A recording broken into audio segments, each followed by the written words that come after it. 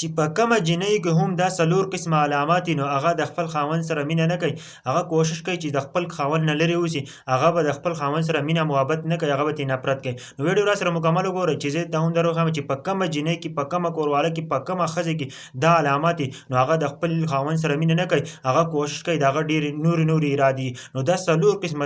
علامات چې په کومې ښځې کې وي نو هغه به تاسو ته مخامخ بیا پته لګي چې دا ښځه دې خاوند سره مینه کوي یا نه کوي. دا ستاسو سره ښځه مینه کوي که نه کوي نو دا به تاسو ته مکمل پته ولګي. خبره دا ده چې هغه به د خپل خاوند سره بدتمیزي کوي او داسې خبره به کوي چې هغه خاوند یې خفه شي، او داسې خبره ورته کوي چې هغه زړه وچ وي او بیخي نفرت ترې پیدا شي. او دویم نمبر هغه کوشش کوي چې نفرت به ترې کوي، ښځه نه ده، هغه به د خپل خاوند نه نفرت کوي او کوشش به کوي چې لرې اوسي، د خپل خاوند نه به لرېوالی ډېر زیات خوښوي، او بلکې چې چېرته هم خاوند ورته غږ کوي، خاوند ورته یوه خبره کوي نو هغه به کوشش کوي چې لرې اوسي. او دریم نمبر چې هغه به په کړواهټ به په دغه کې وي، سخوالی به پکې وي او کوشش به کوي چې ډېرې سختې خبرې وکړي، ډېرې خوشې خبرې وکړي خپل خاوند ته. نو چې